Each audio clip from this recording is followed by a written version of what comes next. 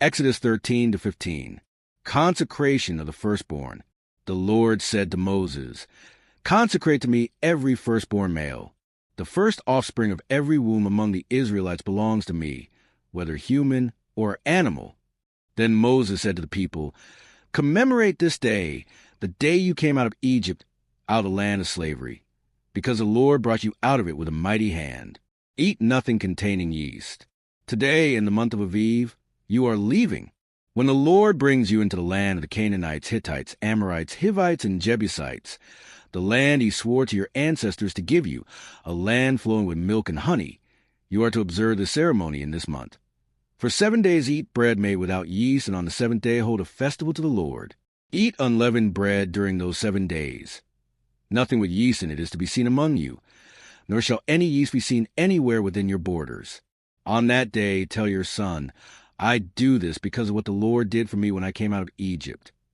This observance will be for you like a sign on your hand, and a reminder on your forehead that this law of the Lord is to be on your lips. For the Lord brought you out of Egypt with his mighty hand.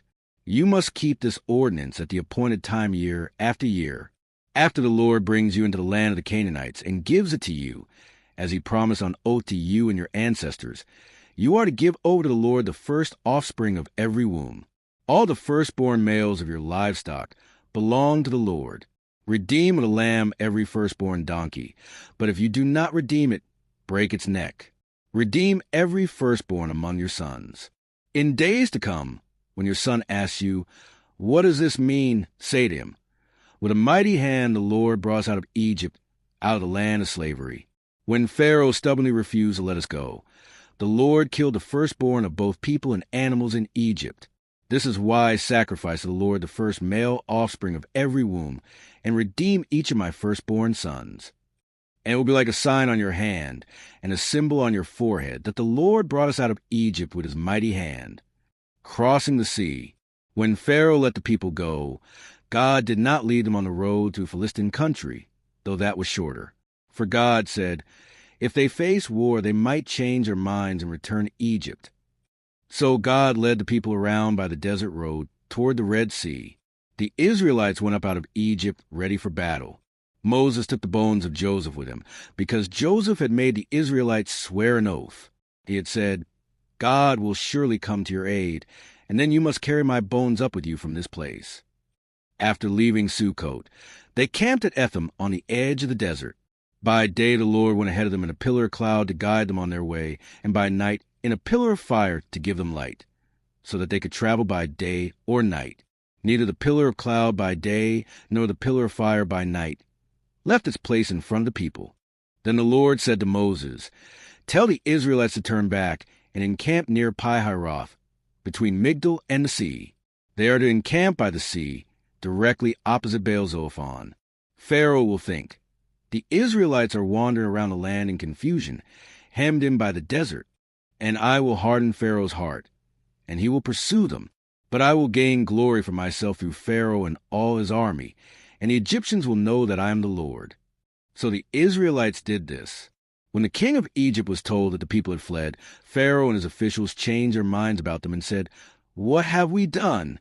We have let the Israelites go and have lost their services." So he had his chariot made ready and took his army with him. He took 600 of the best chariots, along with all the other chariots of Egypt, with officers over all of them. The Lord hardened the heart of Pharaoh, king of Egypt, so that he pursued the Israelites, who were marching out boldly. The Egyptians, all Pharaoh's horses and chariots, horsemen and troops, pursued the Israelites and overtook them as they camped by the sea near Pi-hahiroth, opposite Baal-Zophon. As Pharaoh approached, the Israelites looked up, and there were the Egyptians marching after them. They were terrified and cried out to the Lord. They said to Moses, "Was it because there were no graves in Egypt that you brought us to the desert to die? What have you done to us by bringing us out of Egypt? Didn't we say to you in Egypt, 'Leave us alone, let us serve the Egyptians'? It would have been better for us to serve the Egyptians than to die in the desert." Moses answered the people, "Do not be afraid. Stand firm, and you will see the deliverance the Lord will bring you today. The Egyptians you see today you will never see again. The Lord will fight for you. You need only to be still." Then the Lord said to Moses, "Why are you crying out to me? Tell the Israelites to move on. Raise your staff and stretch out your hand over the sea to divide the water, so that the Israelites can go through the sea on dry ground. I will harden the hearts of the Egyptians, so that they will go in after them. And I will gain glory through Pharaoh and all his army, through his chariots and his horsemen. The Egyptians will know that I am the Lord when I gain glory through Pharaoh, his chariots, and his horsemen." Then the angel of God, who had been traveling in front of Israel's army, withdrew and went behind them. The pillar of cloud also moved from in front and stood behind them, coming between the armies of Egypt and Israel.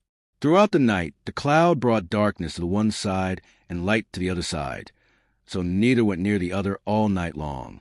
Then Moses stretched out his hand over the sea, and all that night the Lord drove the sea back with a strong east wind and turned it into dry land. The waters were divided, and the Israelites went through the sea on dry ground, with a wall of water on their right and on their left.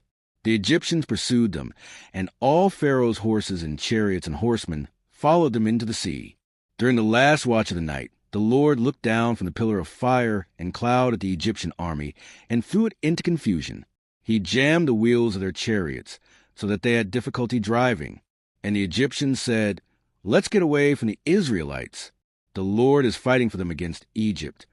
Then the Lord said to Moses, "Stretch out your hand over the sea, so that the waters may flow back over the Egyptians and their chariots and horsemen." Moses stretched out his hand over the sea, and at daybreak the sea went back to its place. The Egyptians were fleeing toward it, and the Lord swept them into the sea. The water flowed back and covered the chariots and horsemen, the entire army of Pharaoh that followed the Israelites into the sea. Not one of them survived. But the Israelites went through the sea on dry ground, with a wall of water on their right and on their left. That day the Lord saved Israel from the hands of the Egyptians, and Israel saw the Egyptians lying dead on the shore. And when the Israelites saw the mighty hand of the Lord displayed against the Egyptians, the people feared the Lord and put their trust in him and in Moses his servant. The song of Moses and Miriam. Then Moses and the Israelites sang this song to the Lord. "I will sing to the Lord, for he is highly exalted, both horse and driver. He is hurled into the sea. The Lord is my strength and my defense. He has become my salvation. He is my God, and I will praise him. My father's God, and I will exalt him. The Lord is a warrior. The Lord is his name. Pharaoh's chariots and his army he has hurled into the sea. The best of Pharaoh's officers are drowned in the Red Sea. The deep waters have covered them. They sank to the depths like a stone. Your right hand, Lord, was majestic in power. Your right hand, Lord, shattered the enemy. In the greatness of your majesty, you threw down those who opposed you. You unleashed your burning anger. It consumed them like stubble. By the blast of your nostrils, the waters piled up. The surging waters stood up like a wall. The deep waters congealed in the heart of the sea. The enemy boasted, "I will pursue, I will overtake them. I will divide the spoils. I will gorge myself on them. I will draw my sword, and my hand will destroy them." But you blew with your breath, and the sea covered them. They sank like lead in the mighty waters. Who among the gods is like you, Lord? Who is like you, majestic in holiness, awesome in glory, working wonders? You stretch out your right hand, and the earth swallows your enemies. In your unfailing love you will lead the people you have redeemed. In your strength you will guide them to your holy dwelling. The nations will hear and tremble. Anguish will grip the people of Philistia. The chiefs of Edom will be terrified. The leaders of Moab will be seized with trembling. The people of Canaan will melt away. Terror and dread will fall on them by the power of your arm. They will be as still as a stone until your people pass by, Lord, until the people you bought pass by.